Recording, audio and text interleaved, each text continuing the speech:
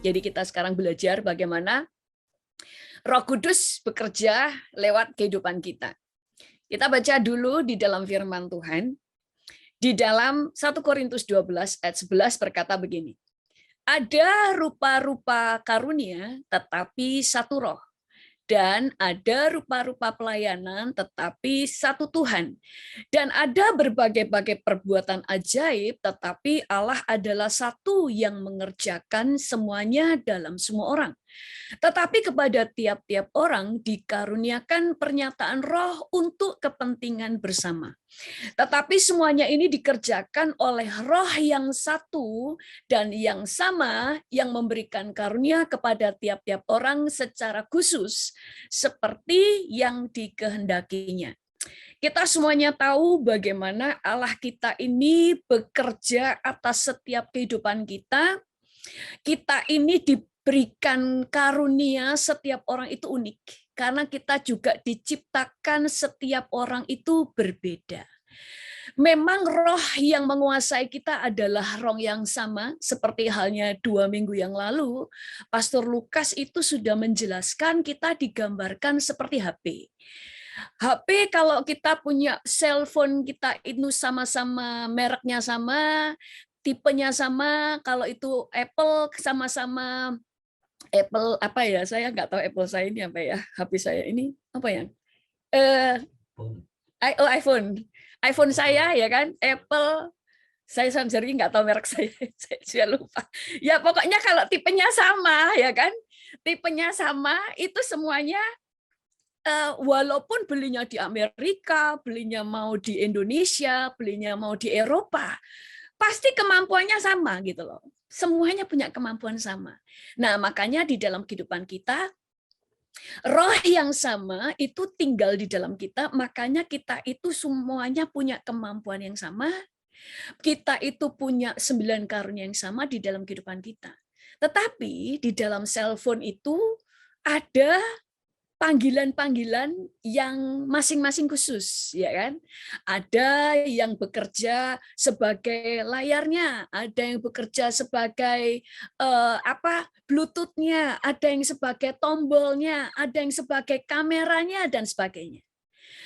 Roh yang sama itu ada di dalam kehidupan kita, semuanya kita punya karunia, karena karunia-karunia itu ada di dalam Roh Kudus yang sama, tetapi kita juga punya spesifik di dalam hidup kita.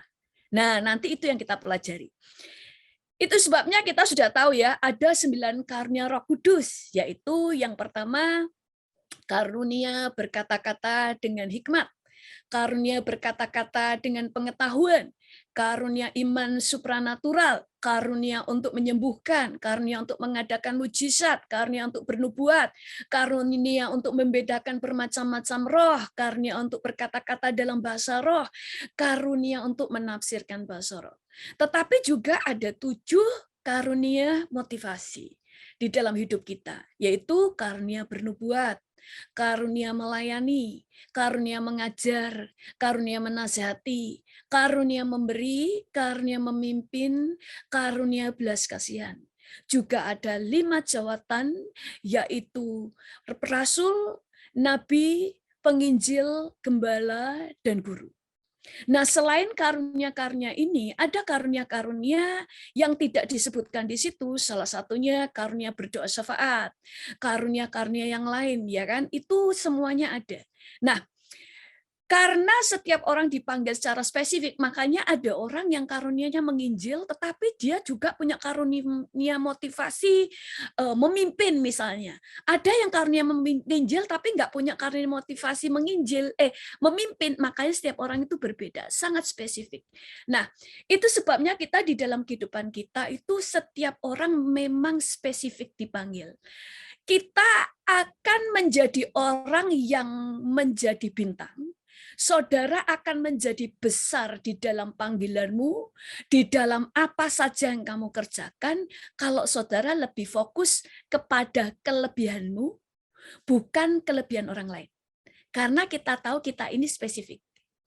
Begitu kita itu selalu melihat orang lain itu bisa dipakai Tuhan luar biasa, maka saudara akan terus menjadi kecil, tidak bisa melakukan apapun.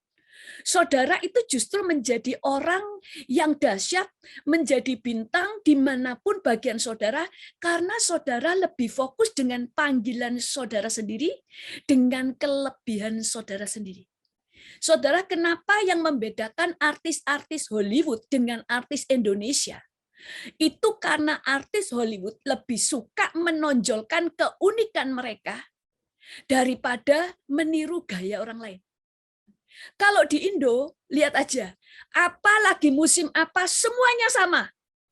Dari gaya pakainya, dari gaya nyanyinya, sekarang lagi tren lagu apa, mereka semuanya melakukan hal itu. Tetapi sementara kalau di Hollywood, itu semuanya punya keunikan masing-masing. Makanya mereka menjadi bintang di bagian mereka. Dalam hidup kita juga seperti itu. Karena setiap orang punya panggilan dan karunia yang spesifik. Setiap orang itu dikasih karunia khusus karena setiap saudara punya panggilan yang berbeda walaupun tujuannya sama, yaitu supaya nama Tuhan dikenal dan banyak orang bertobat dari hidup kita. Nah, banyak orang yang bertanya begini, panggilan saya ini apa sih? Saya tidak tahu panggilan saya, betul nggak? Sebenarnya kalau kita membaca di Alkitab, panggilan kita itu nggak usah dulu kita sibuk dengan panggilan khusus. Lihat panggilan umum dulu. Apa sih panggilan umum di dalam Alkitab? Yang pertama adalah firman Tuhan berkata, kamu diberkati untuk jadi berkat. Jadi inti dari panggilan kita yang pertama, menjadi berkat. Makanya Tuhan berkata, kamu adalah terang, kamu adalah garam. Firman Tuhan juga berkata, kamu harus menghasilkan buah. Semua hidup kita untuk dinikmati orang lain. Jadi hidup kita, panggilan yang pertama, menjadi berkat. Yang kedua adalah firman Tuhan berkata, jadi saksi. Engkau akan menjadi saksiku. Di Yerusalem, di Yudea, di Samaria, sampai ujung bumi. Kita menjadi berkat, kedua menjadi saksi. Baru yang ketiga, kita menjadikan semua bangsa murid Tuhan. Kalau kita sudah tahu ini, baru saudara akan tahu di bagian mana saudara bisa mengisinya. Contoh nih, kalau saya seorang kontraktor, saya mau membangun rumah. Saya sudah tahu pesanan orang yang memesan kepada saya membangun rumah modelnya A. Lalu saya akan panggil orang-orang untuk menjadi tim saya. Pada waktu menjadi tim saya, semua orang sudah tahu nanti akan membangun rumah A. Baru setiap orang akan ditempatkan pada bagiannya. Mereka itu akan tahu sendiri bagian mana yang mereka bisa lakukan supaya visi ini terlaksana.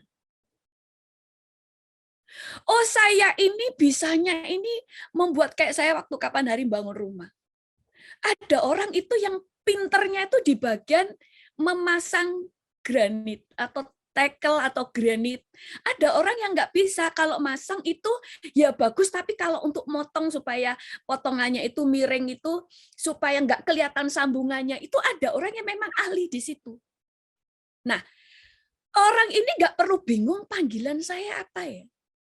Kalau saudara sudah tahu visi besarnya Tuhan, panggilan umum Tuhan, yaitu yang penting di dalam hidupmu menjadi berkat, menjadi saksi, memuridkan orang lain, saudara itu lakukan apa saja yang bisa saudara lakukan.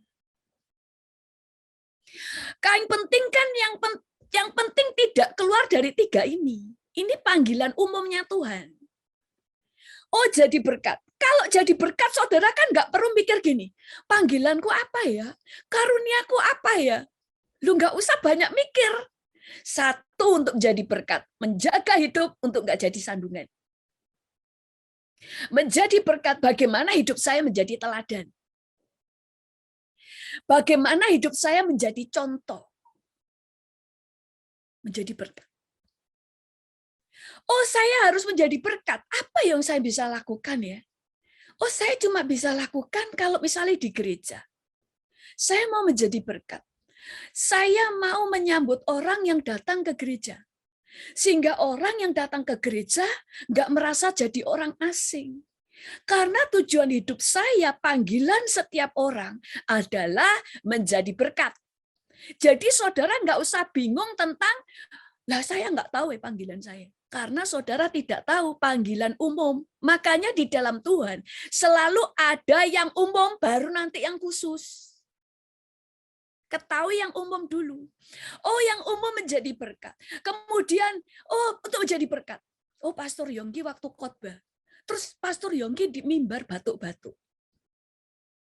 Karena saudara tahu panggilannya jadi berkat. Gak usah mikir panggilan saya apa. Langsung punya inisiatif ngambilin minum. Itu hal yang kecil. Oh, ada orang lain datang ke gereja jauh. Dia nggak punya biaya, nggak punya mobil. Tak jemput. Karena panggilan saya menjadi berkat. Banyak orang tidak pelayanan karena yang dibingungkan, saya tidak tahu panggilan saya. Itu panggilan umum dulu, kerjakan. Baru nanti Tuhan akan membawa ke saudara kepada panggilan yang khusus. Saudara nanti akan tahu yang khusus. Kalau saudara cuma taunya gini, aku bisa nyanyi. Berarti saya jadi singer. Tapi waktu jadi singer, saudara tidak tahu panggilan umumnya, yaitu menjadi berkat. Sehingga saudara cuma jadi penyanyi di gereja, jadi singer. Tapi hidupnya nggak pernah jadi berkat. Karena yang terpenting yang umum dulu. Kerjain. Makanya kalau saudara tahu yang umum, yang panggilan Tuhan yang umum, maka yang menjadi fokus saudara itu dulu yang saudara kerjain. Nanti hal-hal yang khusus waktu Tuhan tuntun, saudara masih tetap jalannya itu tidak akan melenceng dari 3 hal ini. Jadi berkat, jadi saksi, jadi memuridkan orang. Memuridkan orang ya memenangkan jiwa. Kemudian menjadi berkat secara khusus untuk orang itu dan sebagainya. Kemudian menjadi saksi. Kemudian memuridkan orang. Kita umumkan dulu, umum dulu.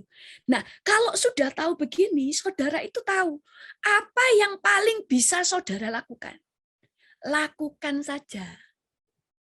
Oh, saya ini orangnya suka mendengarkan kalau ada orang yang punya problem, ada orang yang butuh curhat. Saya bersedia menjadi pendengar yang baik. Saya itu orangnya suka menguatkan orang. Ya kerjakan saja. Tidak semua orang bisa melakukan hal yang seperti saudara. Banyak orang mau konseling saya bilang tulis dulu di inbox saya, tulis pergumulan saudara, baru nanti saya telepon. Kalau mereka ngomong, saya mau langsung telepon, saya bilang saya tidak mau, saya tidak punya waktu. Kalau orang lain mungkin ada yang suka untuk ditelepon, ya itu karunia dia. Tapi saya tahu saya nggak bisa kalau harus telepon, saya nggak tahu. Kadang-kadang orang telepon itu akhirnya nggak konseling tapi bercerita. Makanya saya tulis dulu pergumulanmu, saya akan doakan kepada Tuhan, baru saya telepon untuk memberikan jawabannya, saya mendoakan. Itu yang saya bisa lakukan. Orang lain mungkin melakukan hal yang berbeda. Kalau fokusnya ke sana, saudara akan tahu apa yang saudara lakukan untuk menjadi berkat. Baik itu di gereja, baik dimanapun saudara berada. Makanya tidak ada lagi yang akan bingung. Panggilan saya apa? Panggilanmu itu jadi berkat. Jadi saksi, memuridkan orang. Mengajak orang, memotivasi orang untuk dibaptis, memotivasi orang untuk aktif di gereja, memotivasi orang untuk terlibat pelayanan, itu namanya saudara memuridkan orang. Makanya saudara nggak akan bingung. Oh, saya ini sukanya itu berdoa. Saya akan mengisi visinya Tuhan supaya terlaksana. Saya menjadi seorang pendoa, nggak peduli gereja tidak menempatkan saudara jadi pendoa syafaat di gereja, di posisi penting, saudara mengisi bagianmu. Saya suka berdoa. Oh, saya orangnya itu suka untuk masak, saya nggak bisa lakukan apa-apa. Ya masak, ya masaklah. Saya nggak bisa masak banyak, ya kasih gembala dulu supaya gembalanya sehat. Kalau gembalanya sehat kan khotbahnya semangat, saudara. Iya kan? Nah itu, jadi lakukan apa yang saudara bisa lakukan. Makanya kemudian karena panggilan setiap orang itu spesifik, saudara nikmati dulu apa yang paling saudara bisa lakukan. Ada orang-orang yang belum bisa khotbah, nggak bisa bersaksi, tapi dia lebih sukanya itu share khotbah-khotbah yang membangun. Kalau dia ngerasa diberkati, dia share khotbah-khotbah itu kemana saja. Ada orang yang selalu misalnya nulis begini, saya sangat diberkati, dengerin ini bagus. Ada orang yang cuma share, ada yang bisa promosiin, ini bagus, dengerin, aku diberkati, kamu pasti diberkati. Loh, dia lakukan ini saja, dia sedang menjalankan firman Tuhan atas panggilan secara umum, menjadi berkat, menjadi saksi, dan memuridkan orang lain. Sehingga setiap orang berfungsi, nggak usah nunggu. Aku di gereja, singer nggak bisa, asyar nggak bisa, pendoa nggak bisa, ya aku nggak pelayanan. Nah, karena saudara berpikir pelayanan itu hanya masalah jadi singer, jadi WL, jadi pendoa, makanya saudara nggak bisa lakukan apa-apa. Padahal ada banyak hal yang bisa saudara yang lakukan. Yang penting visi Tuhan terlaksana. Kalau kita lihat ya di dalam firman Tuhan juga itu, ada banyak orang itu yang dipanggil Tuhan pelayanan, nggak usah pusing apa panggilannya apa. Pokoknya apa hasrat dan kemampuan yang saudara bisa lakukan, lakukan saja. Saudara orang yang suka memotivasi orang, yang berikan motivasi. Saudara adalah orang yang bisa suka memberikan menghibur orang. Saya dulu punya teman ya. Dia itu suka itu besok ke orang-orang yang sakit. Dia doain, dia kasih kekuatan. Kemudian ada orang yang bersaksi sama saya. Dia bilang begini, saya waktu sakit, saya sangat diberkati, ada seorang anak Tuhan ya, selalu datang hanya untuk bawa makanan. Dia bilang begini, selama kamu sakit kamu nggak usah khawatir, aku selalu bawa makanan untuk kamu. Akhirnya membuat orang ini tahu tentang kasih Kristus lewat orang itu. Nah, di dalam kehidupan kita, kita ini kemudian setiap orang akan mengalami proses yang berbeda-beda. Karena untuk memenuhi panggilan Tuhan secara spesifik. Karena setiap orang dipanggil secara berbeda, makanya setiap orang punya proses yang berbeda. Contohnya Daud. Daud itu dari awal yang selalu dihadapi dari dia sejak muda. Dibawa Tuhan menghadapi perang demi perang. Karena dia akan dibawa untuk menuju pada panggilan yang spesifik. Makanya ketahui yang umum dulu, baru nanti Tuhan akan panggil yang dituntun Tuhan kepada panggilan yang spesifik. Daud itu, pertama, kita baca ya, di dalam 1 Samuel 17, dikatakan begini. Ayat 28. Ketika Eliab kakaknya yang tertua mendengar perkataan Daud kepada orang-orang itu, bangkitlah amarah Eliab kepada Daud sambil berkata, mengapa engkau datang dan pada siapakah kau tinggalkan kambing domba yang 2 ekor itu di padang gurun? Aku kenal sifat pemberanimu dan kejahatan hatimu. Engkau datang kemari dengan maksud melihat pertempuran. Mereka saudaranya Daud ini langsung ngomong, aku tahu keberanianmu dan kejahatan hatimu. Loh, padahal Daud itu ke situ untuk membawa makanan bagi saudara-saudaranya, tidak ada maksud jahat. Tapi saudara-saudaranya menganggap dia adalah orang jahat. Dia ini dari awal mengalami penolakan. Kemudian yang kedua dikatakan di Mazmur 27 ayat 10, sekalipun ayahku dan ibuku meninggalkan aku, namun Tuhan menyambut aku. Dia dari awal menghadapi penolakan demi penolakan karena Tuhan mau mengajar dia bagaimana menang menghadapi setiap pertempuran, dimulai dari pertempuran yang ada di hatinya. Setelah itu, nggak usah dibuka ayatnya, setelah itu kita mulai tahu bagaimana Daud, di sini sudah ada ayatnya ya, tapi supaya mempersingkat. Daud itu kemudian menghadapi singa dan beruang. Dia berperang melawan singa dan beruang. Setelah menghadapi singa dan beruang, dia menghadapi Goliat. Setelah menghadapi Goliat, dia menghadapi Saul. Saul mengejar dia, ingin membunuh dia. Selama Saul masih hidup, Daud terus lari, bahkan meninggalkan Israel supaya tidak dibunuh Saul. Kenapa dia prosesnya begitu? Karena Tuhan sedang melatih dia menjadi komandan perang dan menjadi raja. Karena raja pemimpin perang. Berbeda dengan Yusuf. Yusuf tidak pernah menghadapi perang. Karena panggilannya berbeda.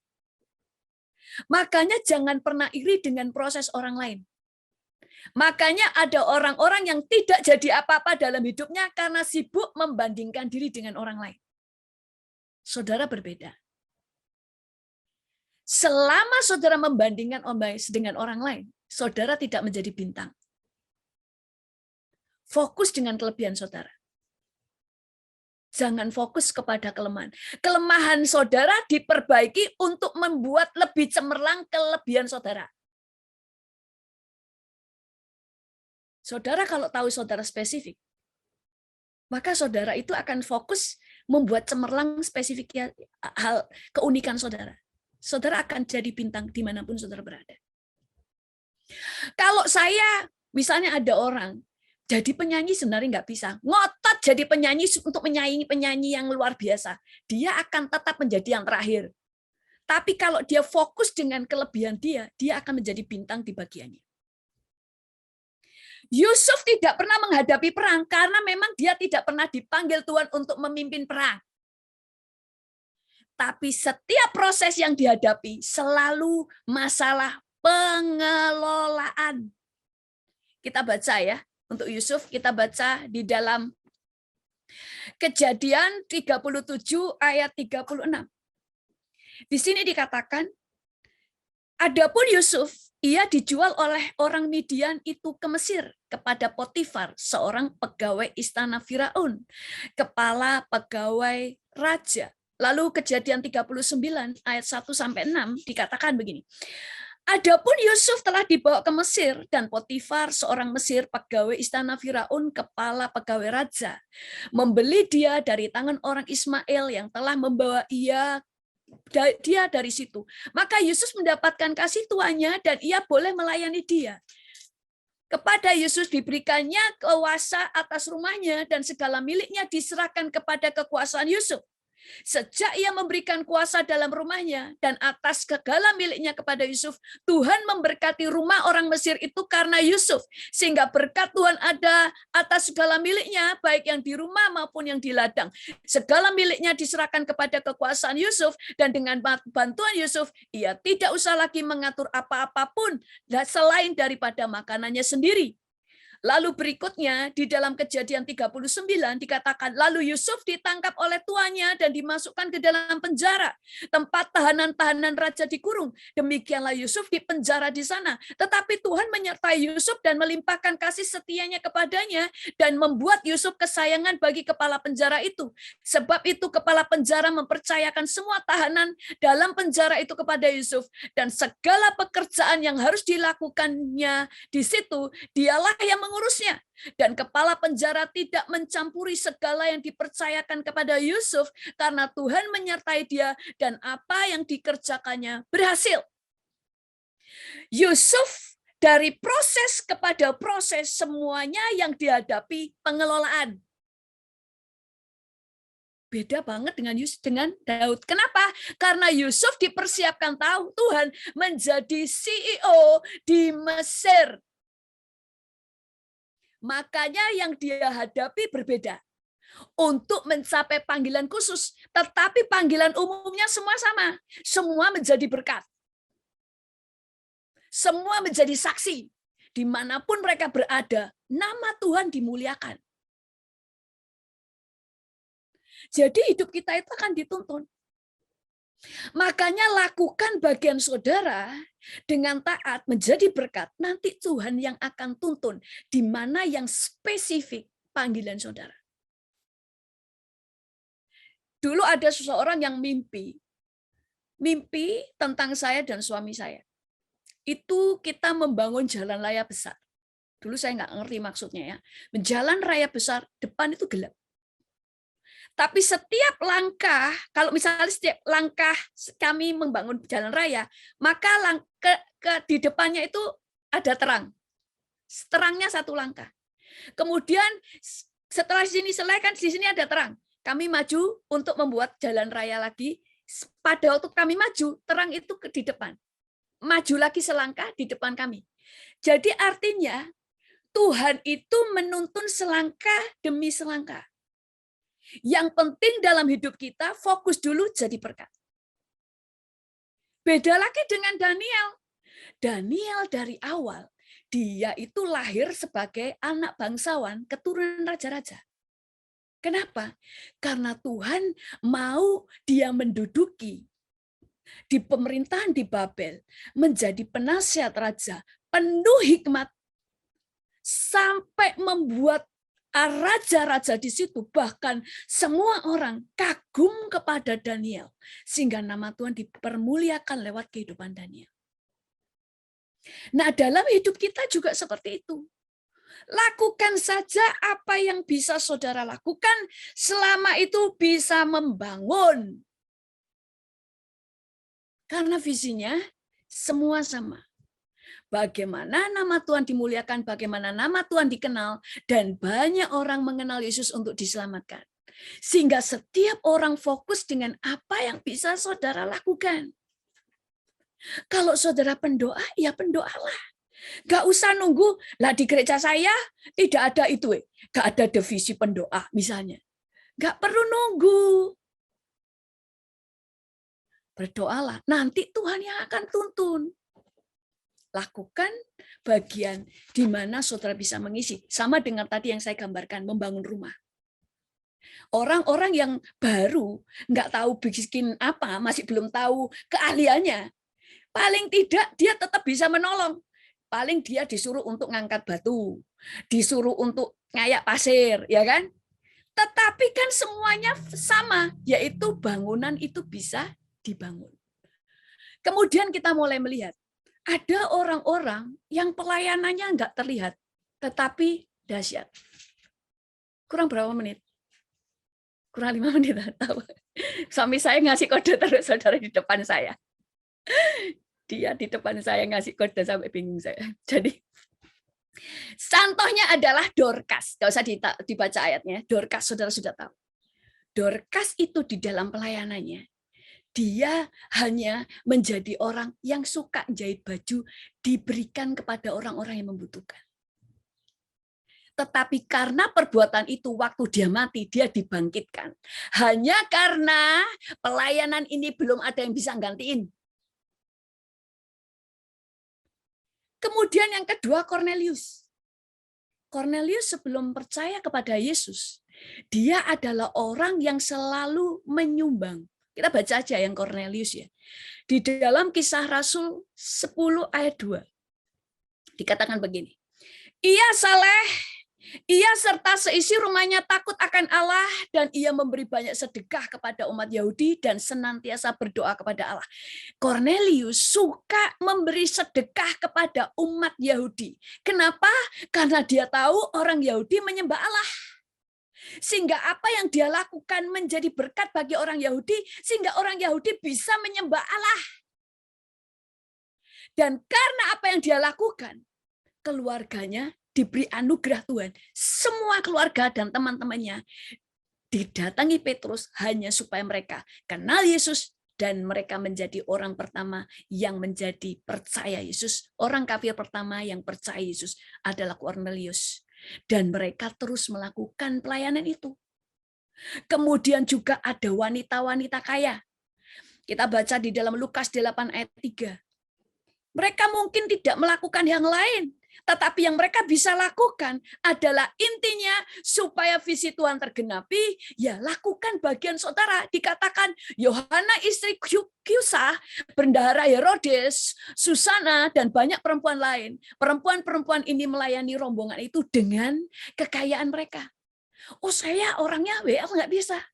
Saya ini nggak bisa, itu nggak bisa, tapi saya punya uang, pakai uang saudara mendukung pelayanan.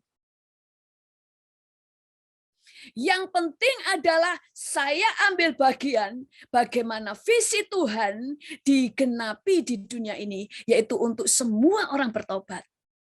Makanya saya dulu sering ngomong, saudara mungkin nggak bisa nginjil sampai ke bangsa-bangsa. Ya, kalau ada uang, persembahkan itu supaya penginjilan terlaksana. Itu yang namanya kita unity.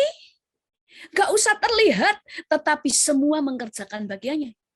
Bahkan Marta. Yesus kenapa suka sekali datang ke rumah Marta? Walaupun Marta pernah ditegur. Bukan karena dia salah waktu dia menyediakan makanan. Tetapi yang salah adalah dia melakukan tidak tepat pada waktunya. Yang harusnya mendengar firman, dia sibuk di dapur. Tetapi Tuhan suka di situ karena Marta itu tahu menyediakan makanan kesukaan Yesus. Saudara bisa masak, ya lakukan. Yang penting di sini bagaimana pelayanan bisa berjalan dengan terlaksana dengan baik. Makanya di Bretani misalnya di gereja kita, ada orang-orang yang melayani bagian apa ini namanya multimedia. Loh, saudara itu sudah sangat menolong. Saudara bisa lakukan apa saja, kayak tadi ada yang berdoa, ada yang kemudian ya banyak sekali bagiannya. Itu semuanya sudah unity, yang penting satu, menjadi berkat, menjadi saksi, memuridkan orang lain. Memuridkan orang lain adalah bagian yang ketiga, yaitu menuntun orang lain, supaya orang lain itu bertumbuh, supaya orang lain belajar setia. Tetapi saudara nggak bisa menuntun kalau saudara sendiri belum bisa menjadi berkat. Makanya yang pertama jadi berkat, kemudian menjadi saksi, baru memuridkan orang lain. Memuridkan walaupun nggak langsung, tetapi saudara bisa menuntun orang-orang kepada Tuhan. Amin. Oke, mari kita berdoa. Tuhan, kami mengucap syukur kepadamu Tuhan. Saat ini kami boleh mengerti bahwa panggilan kami adalah menjadi berkat, menjadi saksi, dan memuridkan orang lain. Sehingga kami sekarang tahu Tuhan, bahwa setiap kami punya potensi yang sangat unik. Kami bisa melakukan bagian di bagian kami masing-masing untuk mendukung bagaimana visi Tuhan terlaksana, yaitu nama Tuhan dikenal banyak orang dan banyak orang yang bertobat. Kami mau mendukung gereja kami mau mendukung Tuhan Yesus setiap pekerjaan Tuhan ada di gereja kami. Kami juga mendukung pekerjaan Tuhan dimanapun Tuhan, yaitu supaya nama Tuhan dipermuliakan. Kami menjadi saksi di tempat kerja kami menjadi saksi di rumah kami menjadi saksi di pergaulan kami ya Tuhan, sehingga banyak jiwa yang dimenangkan, dan kami bisa mendukung gereja kami di bagian kami masing-masing. Kami bersyukur kepadamu Tuhan dalam nama Tuhan Yesus, haleluya, amin.